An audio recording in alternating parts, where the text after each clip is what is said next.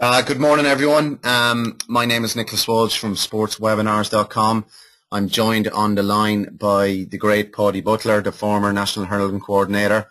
I was just having a bit of laugh with Paudie online before. We were just saying that we now can come live from behind a computer screen whilst it's nearly -1 on the ground outside, and we don't have to go to the hurling pitch anymore.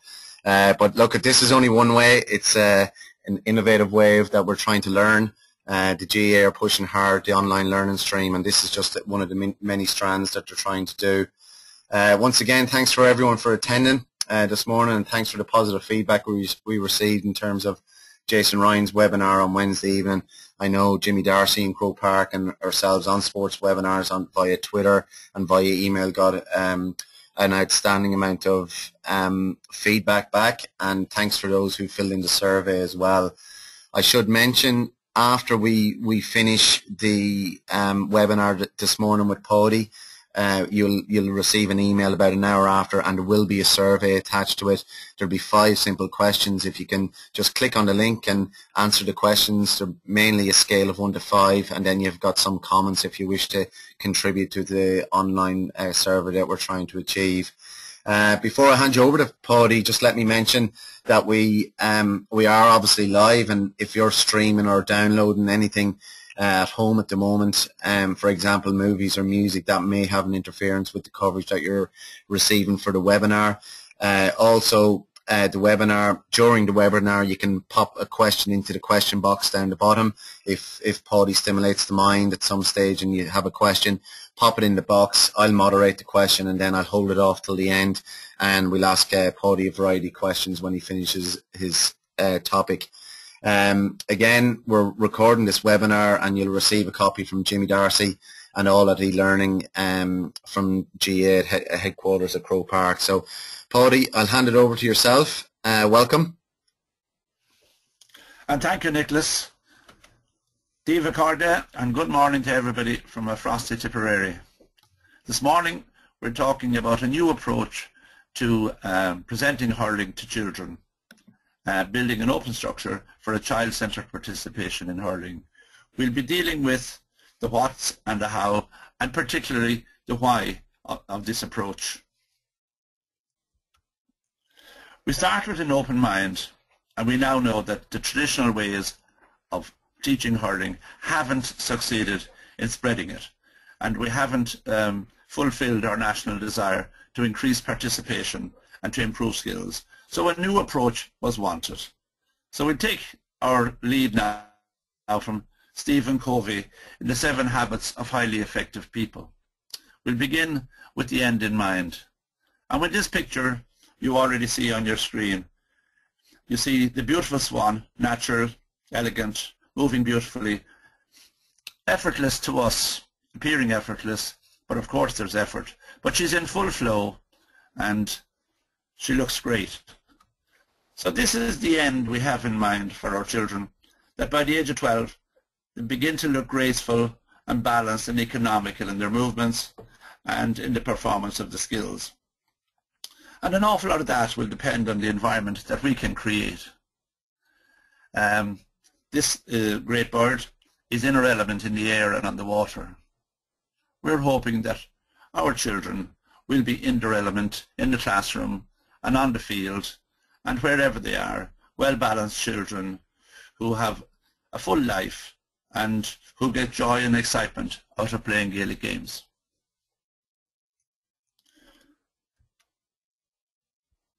On the other hand, we have the capability of being destructive.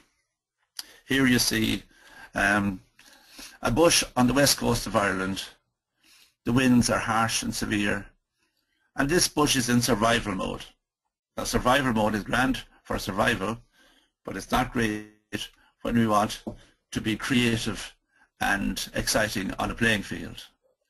The bush is deformed, lopsided and stunted because of the conditions on which the prevailing winds are constant day and night, year in, year out.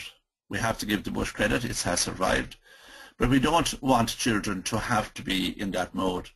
We don't want children to go into survival mode. You know from the hedgehog, when he's threatened, going into survival mode wraps in his legs and his head and all his soft underparts and sticks out his spines. And he cannot function, he cannot live, he cannot develop or feed himself in that mode until the danger threatens. The same with the turtle. They pull in their limbs and their head and they clamp up completely, but it's survival mode. There's no joy in that, it's just survival. So in the old way, a lot of children just survived it, and hurling survived in the traditional areas.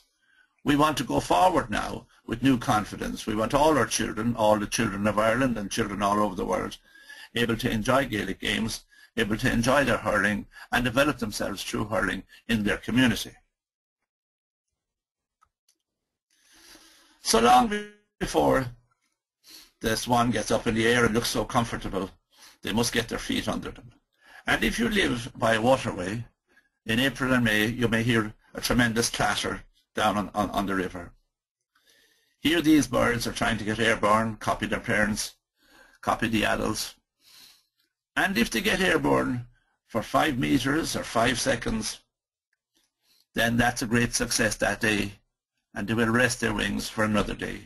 Just as the Wright brothers discovered airplane flight by a flight of 7 or 8 seconds, that was enough to excite them and open the possibility. So if we can give children little successes early on, then that will inspire them to drive on and find the potential in themselves. So our aim at a national level is that by the age of 12, all children will be bilateral, have acquired bilateral coordination, striking on the right and the left, at will, at ease, as the ball and as the play demands. Fully developed within themselves, within their own potential. We know that every child has this potential, and we know that our onerous task is to create the environment which that talent can develop and get into a state of flow. And children who have hours and hours of spare time will be inspired to hone those skills and practice on their own because of the enjoyment that they get from it. Here in this beautiful natural setting, I want to bring 2 big ideas to you. The idea of what self-consciousness does or doesn't allow, and what self-awareness will allow. So the picture here, the lake is so calm, it's a perfect reflection of the reality. The trees in the water are not trees, they're not real, they're a reflection of reality. So when I, the coach, am in self-awareness, when I'm fully aware, I know then the language I'm using, the tasks I'm setting, but my mind is calm and it's reflecting the state of the children are in. So I'll be useful to them. I'll be helpful to them in the state that they're in the age that they're in, and the amount of experience they have. Self-consciousness on my part will cripple all the children. So self-conscious is a crippling state of mind. I am not on task. I'm not there for the children. It's the opposite of child-centered, and I then become the destroyer of children, the destroyer of their happiness and the destroyer of their development and their growth, and I cannot allow them to get into the state of flow. Self-awareness then, in the children and myself, is we know we're going to mistakes, we know we're going to do things wrong, we know things won't always happen, we'll miss the ball, we'll miss the score, and that's okay. Just as the swans couldn't take to the air the day they were born, and it took a long, slow process over the summer for them to get airborne. And just as me and you, when we were small children, between the ages of 6 months and 18 months, we might have fallen 1,000,000 times. But because we weren't under the spotlight, or we weren't self-conscious, we knew perfectly well that that was a normal process. That I fall and I get up and I'm better tomorrow. I might hold on to the chair, I might hold on to Mammy's hand, I might hold on to the railing or the radiator, whatever assistance I might take it. But my drive is to walk on my own, and I know that there's 1,000,000 falls required for that. So in the training field, children will be making mistakes, and coaches will make mistakes. We'll develop things that are inappropriate, that are too advanced, and then we have to rewind. And there's no harm at all for a coach to say, sorry children, we'll have to go back on that one. So self-awareness is where we're going, to leave self-consciousness behind us. We know our purpose is good. We know our motivation is good.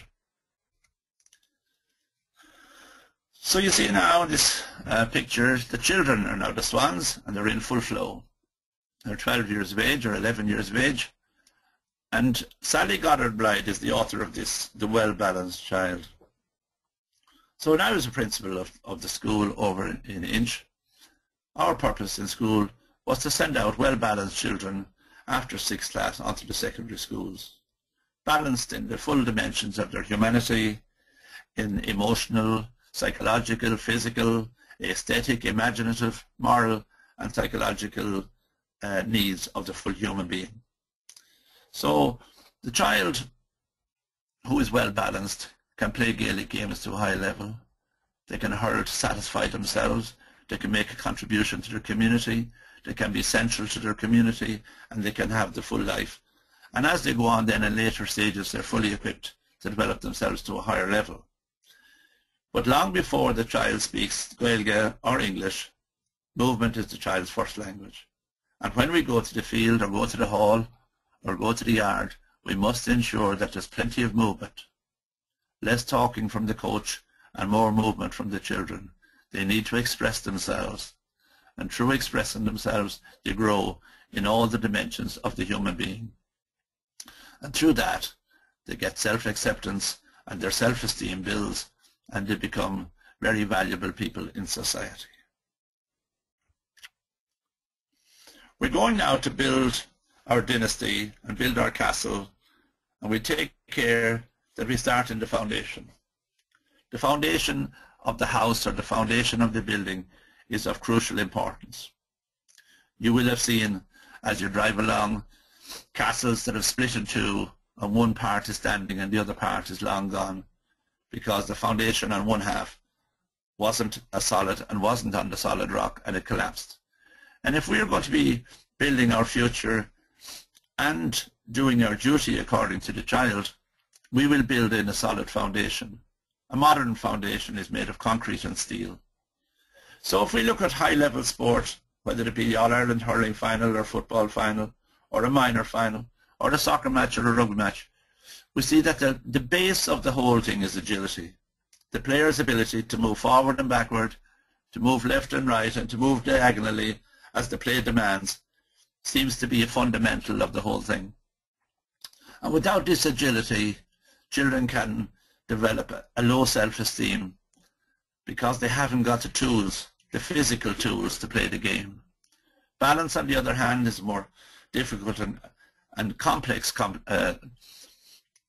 thing. It belongs in the inner ear. And so the traditional definition of balance was good on your feet. Good on your feet is agility, the ability to move well. Balance is what we do when we're off our feet, how we manage when we go for a high ball. How can I get a 10-year-old child to leave the ground and trust it, to make a dive, to save a goal, to make a dive, to tap in or to pull on a high ball? Balance is what we do off our feet. It can only be developed by trampolines, bouncing castles, handstands, turning over in a swimming pool, all these mechanisms that get the body to turn and twist and turn when it's in the air. So balance, a vital ingredient. We won't see it until it is there.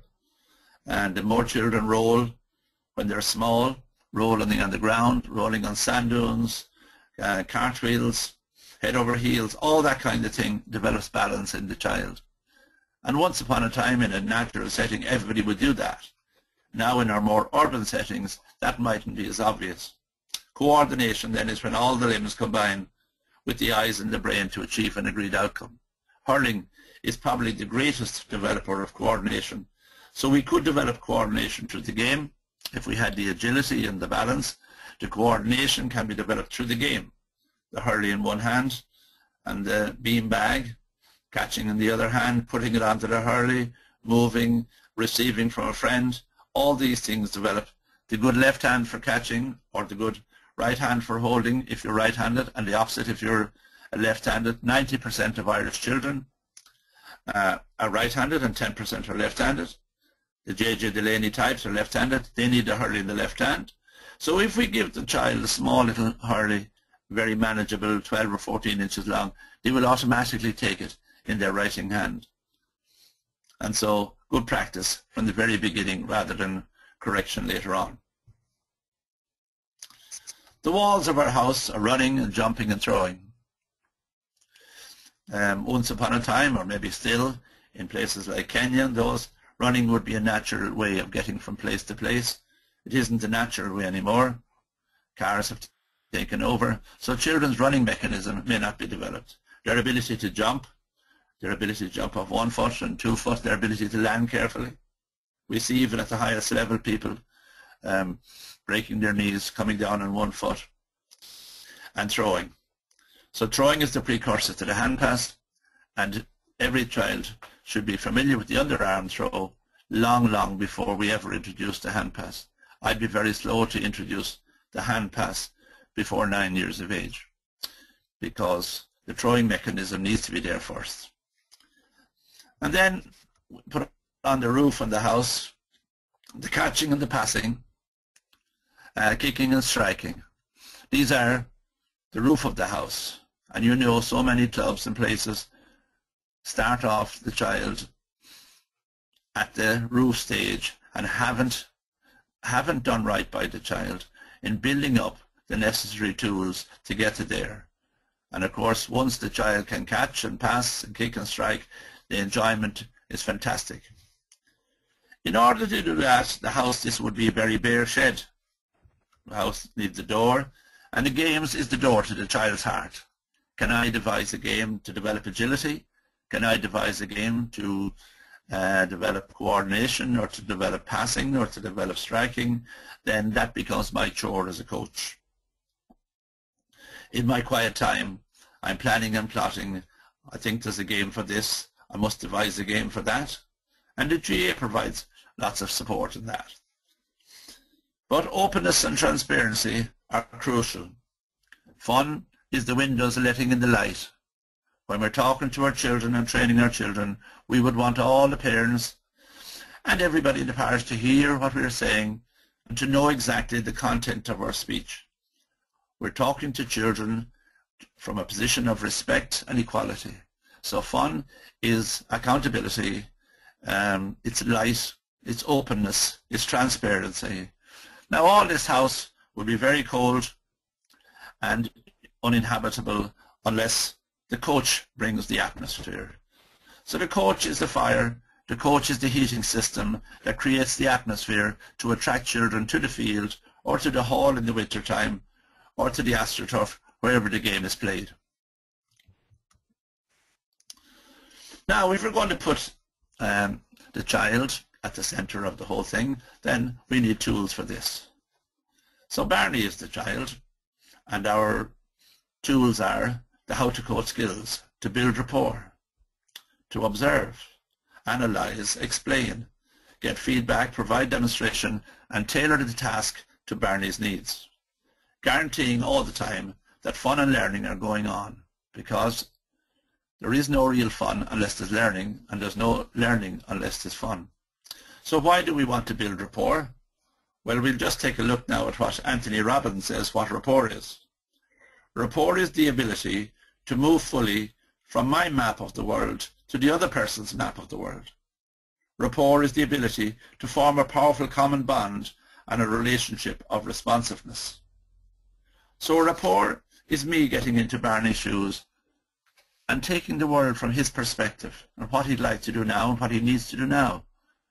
My reason to observe is to see what stage Barney is at, what has he learned since last week, and what's the new challenge required. How is his body language telling me the story of what is in his head? And I analyze what stage he is so that I can design a new game with a different emphasis. My language must be tailored to Barney, whether he's 4 or 5 or 10. The language must be clear. Then I must respect his intelligence and his experience by asking questions. And I must provide demos, whether I'm able to do it myself or get somebody else. Now, if we go back on those again and we take a traditional way, the building rapport was unheard of. So you do what I say. You don't do what I do, but you do what I say because I'm the boss and I say so. I observe you with a view to finding out how many faults you have, and I remind you every moment of how bad you are at everything. The only reason I analyze is to make the next task so difficult that you won't be able to do it. And I'll be the only one in the whole place who'll do anything. My language might be adult. It might be too loud, so I'm saying you're deaf by shouting at you. I say it 50 times to convince you that you're stupid. So the traditional ways haven't really succeeded. And it's time for change. And there is change, and it's a time of change. And children are being taught in a new way in primary schools, and they are being treated differently. Because maybe another big change is that these young children didn't come to our clubs. They didn't come until they were later. So now we have to adjust our world to Barney, because Barney is the real child. And if we want to increase participation, then every child is Barney. And in rural places, we need everybody. And in the urban areas, I think in fairness to the children, they are entitled to play hurling as well. So Barney has two worlds. His quality world, where he only allows in 5 or 6, at max 7 people. And then he has the trash bin, where all the others must go. They're a pain in the neck for Barney. So into his quality world, he allows some people. You mightn't think that Barney knows so much, but even by the age of 7, Barney knows all this. And these are the conditions that Barney sets to allow people into his quality world. So, keep my promises. So the promises that I make must be keepable. I mustn't promise things that I cannot deliver. So if I promise Barney that he'll be good at soloing in 12 months, or that he'll be able to strike the ball over the bar from the 21-yard line in 2 years, well then, that's achievable. I call Barney by his name, not by any other name. I won't call him you, or you over there, or you with the yellow helmet, or you with the black boots.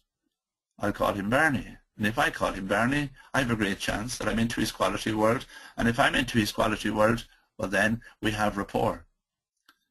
I acknowledge his efforts. He may only catch 1 ball in 3. He may miss 1 ball in 2. But that's okay. He made the effort. I'll be kind because he's young. He needs kindness around him. I'll be good-humoured. I'll be respectful because he's my equal in every way as a human being. I'll do my best to be fair. I'll be self-aware. And I'll be aware that bullying does go on and that I must be vigilant about it. I will teach him skills in an organised way according as his age and his state of development. I guarantee him a game every single day, and I accept that in the process he'll make mistakes.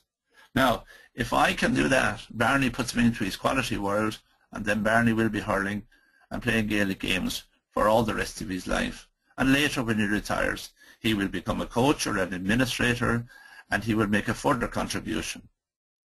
So Barney can explain to me everything that I need to know to be a great coach. So as we go along now, I have a few questions for you. Can you remember what the foundation was? What goes into the foundation? Can you remember the words, the ABCs? Okay, you got those.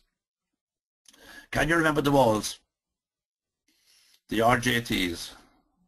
Yeah, the running and the jumping and the throwing. And what was the roof? The roof was blue. CPKS, yes, you got them. The catching, the passing, the kicking and the striking. And of course the key to the whole thing is the games. And then the openness and the transparency, letting in the light.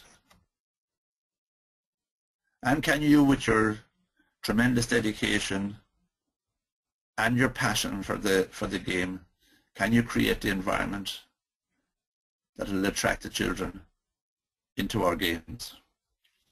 Our national policy then, you see from this lovely picture of the quick touch ball, would be attractive to any 12-year-old. Can we, as an association, be child-centred and games-based? Child-centred, everything is tailored around the child. their age of development, and it's game-based. It isn't an adult games-based, of 15 aside. That isn't child-centred. The child might only get one touch of the ball in a half an hour. They might get no touch of the ball in a half an hour. Child-centred is the game is designed around the child's needs. Sometimes it's a one-a-side game, 1 versus 1. Sometimes it's 2v2 or 3v2 or 3v1 or 5v5. But the better we design the game, if I have 20 children in the field and I make 2 5-a-sides, or I make 10 teams of 2 for a purpose, then I'm guaranteeing the child is going to get plenty of touches of the ball. We might finish up with 10v10, but in the meantime the child has got plenty of ball practice. The equipment and everything else is geared around the child. So here's the swan, graceful, balanced, economical. This is the child we want. Now we come back to the passion and the desire in the coach that's required. Passion in itself can be destructive or can be magnificent and create swans. But when passion is coupled to principled, it guarantees this kind of thing. It guarantees the children will be in flow. Without the principled approach, the passion can go astray. And again, the persistency that's required to stay with the child over the duration for the 4 or 5 or 6 or 8 years it takes. When that's coupled with personableness, then the child is in a warm and friendly atmosphere, and we avoid destruction that was sometimes common in the past. So passion could do this too. But when we couple it to principle, then we're into self-awareness, we're into the good of the child, we're into the openness and the accountability. So this is what happens when we need to win. When my ego needs to win, then the child is just a tool. He's no longer a person, no longer my equal, no longer intelligent, no longer an emotional entity. Winning at all costs distorts everything.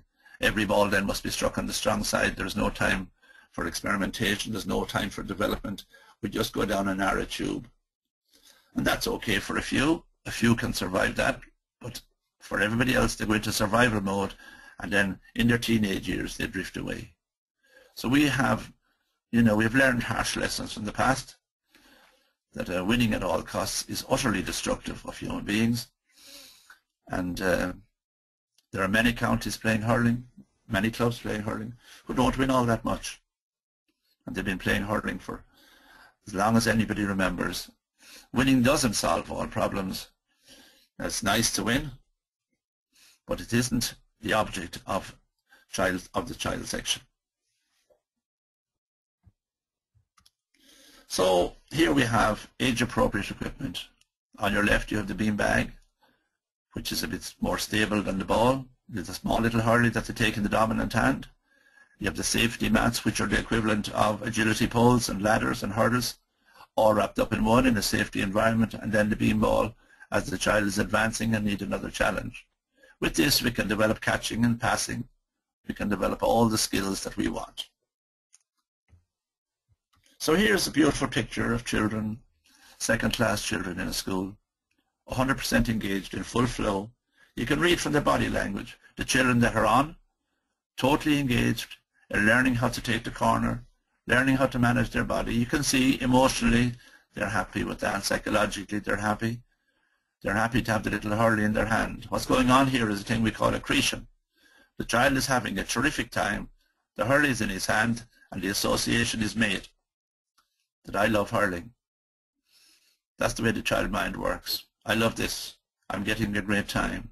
Now if you like to observe the children that are not on, how completely into it they are. They're observing, they're waiting their turn, they know their turn is coming, there's trust, there's relaxation on their faces. Everybody is in. What are the coaches doing? Well, they're in mode. They're observing. I'm reminded of Emily Dickinson's lovely poem. They might not need me, but they might. I let my head be just in sight. A smile as small as mine can be precisely their necessity. The children aren't going to be looking at me. If they are, they aren't on the job. If I'm forcing them to look at me, I'm into self-consciousness. Self-awareness is all the children are fully engaged. They're fully happy. They don't need over-instruction. They've got their instruction. They're intelligent. I don't need to shout. They're not deaf. I don't need to say it 50 times. They're not stupid. And all these old habits that we inherited. And down in the end, you can see the hurling wall, where in 2 years' time, they'll be fully able to enjoy themselves and express themselves in another way, in a more advanced state. But at the moment, they're getting their feet under them. That's emotional and psychological as much as it is physical, and of course it's physical. But we're setting the idea that, child, you are capable. You're immensely capable. Once you train your feet, you can do anything. Once you're having a happy time, your mind will grow. And your desire will grow, and your belief in yourself, your self-esteem will grow. So the coaches there are just in a supervisory mode with minimum instruction. The floor is safe. No child will run into any other child. So safety is a big issue here, but this is child-centered approach. All the children in the class are here. No child left in the classroom. Every single child is there. It doesn't matter about their academic ability now. They're all equal. The next level is learning to fly. Just as the Swans or the Wright brothers got off the ground for 5 or 7 seconds, these children are learning to fly. The environment is lovely. They have the mat floor, the roof over their head, and everything. They have the small hurley and the big ball. Great chance of success. One thing that's sticking out, I suppose, in a child-friendly world is the helmet looks a bit harsh and a bit cumbersome, and maybe a softer and more pliable material might be easier on the child. But nonetheless, the children here are having a really good time. They're in game mode. They're fully into it. There's no need to instruct them. They have got their instruction, and they're now game on. And then by 12 years of age or 11, we're flying. You see this beautiful picture here. Children in full flight.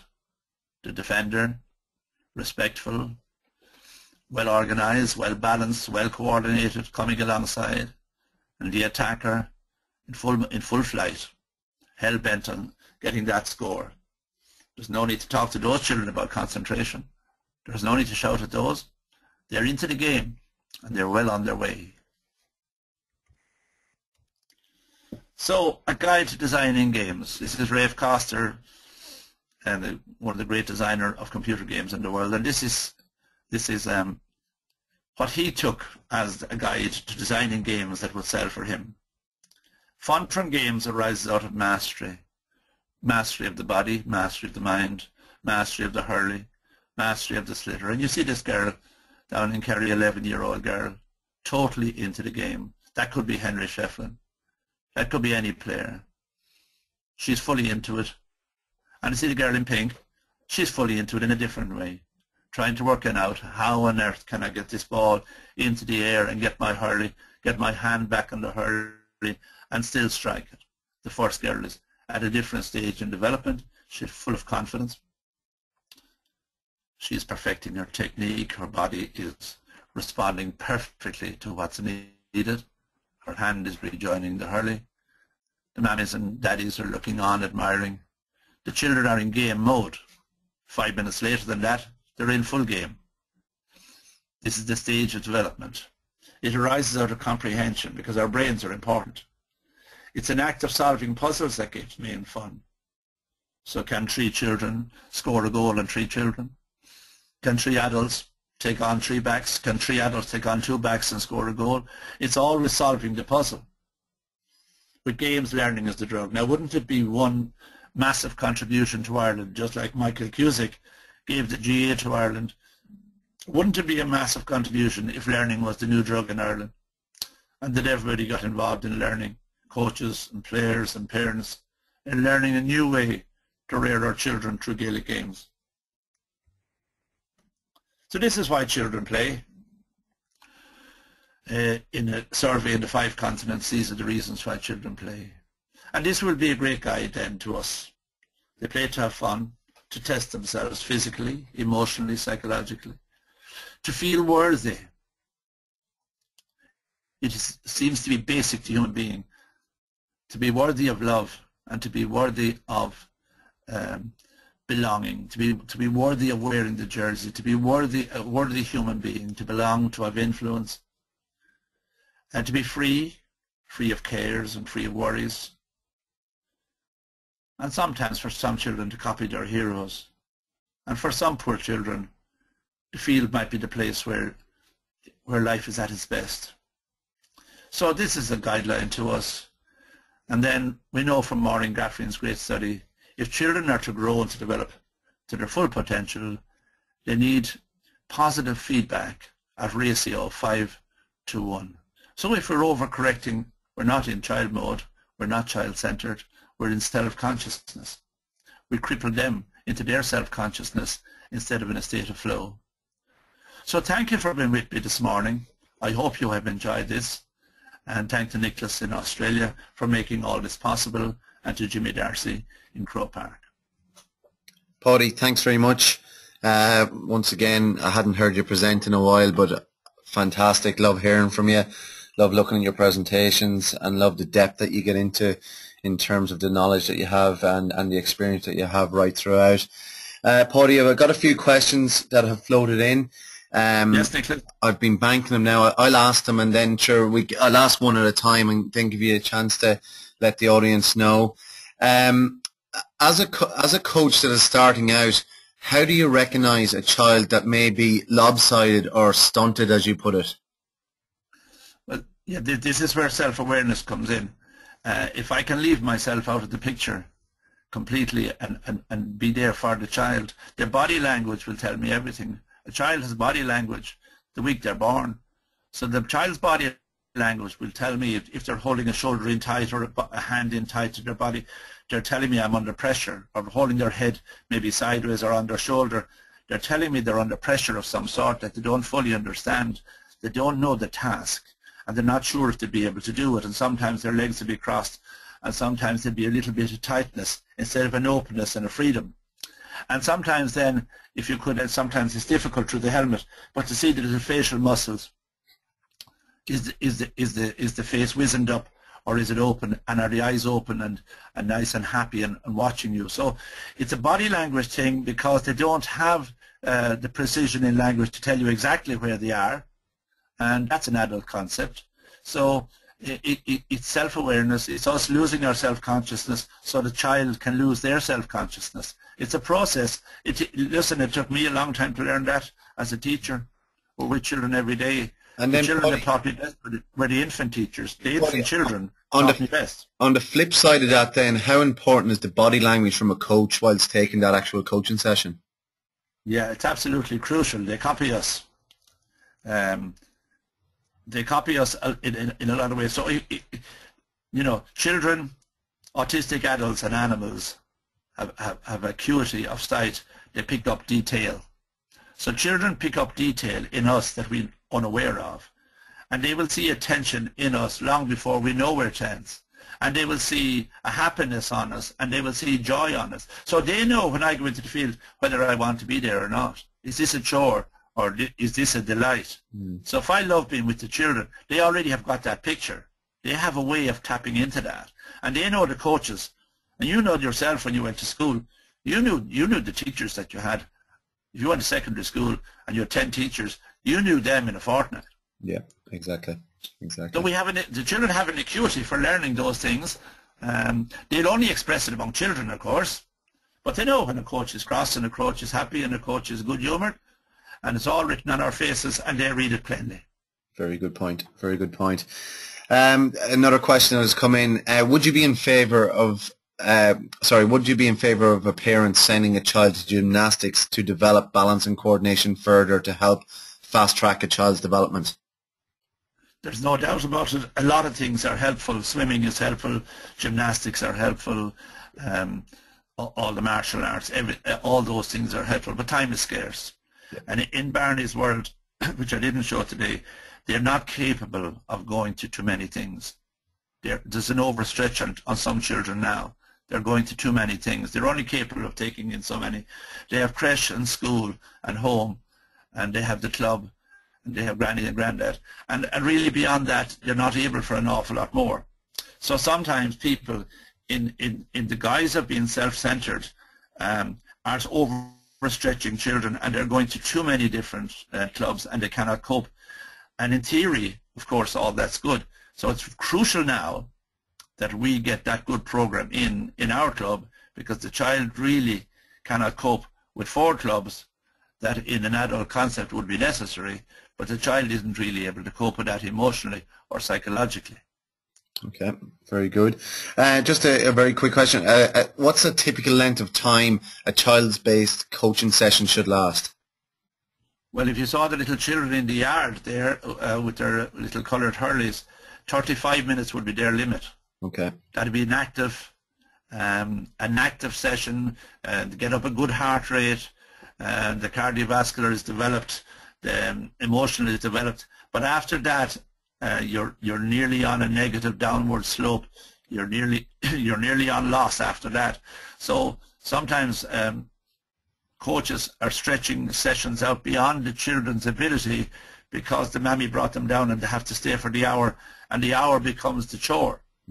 Very few children under 8 are able for the hour. You know, senior club hurling is an hour, and they get a rest at half time. So we're into adult concepts very quickly, but it's our business. The small junior infants might be capable of 20 minutes, 15 to 20 minutes. 5th and 6th class, then they'll be able for, you know, all told, they might be able to stretch it to the hour if it was well graded. But it's our business is doing damage. Okay. Paudie, how long over a period of weeks or months would you take children for fundamentals of hurling before progressing them to playing games? Well, parents now, want their children minded a lot more, and a lot of clubs are beginning to go through the winter season and take children for fundamentals in the spring, and try and go to the field then when it's April or May. So if you have facilities and you have a trained person, certainly the winter months, and if you have a school club liaison person, then there's a harmony in all of this, and the child develops quite quickly without being forced or without being overstretched. So with good facilities, the child certainly wouldn't, you wouldn't be doing any harm by doing a winter program in fundamentals with children. So I mean, the adults, when you go back out in the field and you go back out with your team in Australia, they'll be doing the fundamentals in a kind of an adulty way, won't they? Exactly. Paudie, I've got one more question after coming in. Should you try and change or correct a child's grip if they're holding a hurling correctly but the club are coaching them the other grip? Yeah. Now, this is the vexed question, and of course if it's child-centered, if we go back to being child-centered, we'll do the right thing by the child. The right thing by the child is to increase his capacity for fun and learning and development, and of course the hurling in the dominant hand is going to increase that capacity enormously. So regardless of what anybody says, that's the right thing to do. Now, if the child is caught in a vice between feuding adults, well then it is a hopeless story. But if we always go back to the fundamental question, what is the best for the child? It's best for the child that the hurley fits him, first of all, or her, and that is the right size, and that it's in the dominant hand. If we did a good fundamentals program, the problem wouldn't arise. And this is where the torture happens for children. They've been neglected when they were small, and they get abused when they're older, because they're corrected every other minute, and being, as adults, we wouldn't put up with it. But the children have been overcorrected because there was neglect earlier on. So if we could get the hurley into the dominant hand when the child is not self-conscious, then the whole thing would happen. But correcting, I'd correct the child at any age, but I do it with their consent and their goodwill. Very good. Paudie, look, thanks very much for your time this morning. Thanks to everyone for attending the GAA Learning webinar hosted by us here at Sports Webinars. Everyone, Christmas and the New Year is a great time for learning and upskilling yourself in terms of personal development. Just after the New Year, the GAA Games Development Conference is on Saturday, 10th of January, supporting coaches of youth players. All tutors have been noted by Jimmy Darcy that all tutors have been invited to the Coach Education Forum, which is happening on the Friday night, the 9th of January. So I'm presuming Jimmy will be in touch with everyone in terms of that. Recordings of both Jason Ryan's and Paudie's webinar will be posted online to learning.gaa.ie, and it'll also be emailed out to everyone via our YouTube link or our YouTube page that we have as well. Guys, follow us on Twitter. Follow the GA Learning on Twitter at GA Learning, and also us at Sports Webinars. Hopefully in the new year we'll be pushing a number of new materials throughout, so keep in touch, and we'll be in touch in relation to our new content early in the new year. I want to wish everyone a happy Christmas. Unfortunately I won't make it home this Christmas. We've only got 10 days off, so it's only a brief time period, but look, a happy Christmas to everyone, and we wish everyone the best for 2015. Paudie, thanks very much, and we'll see you soon. Okay, Slán.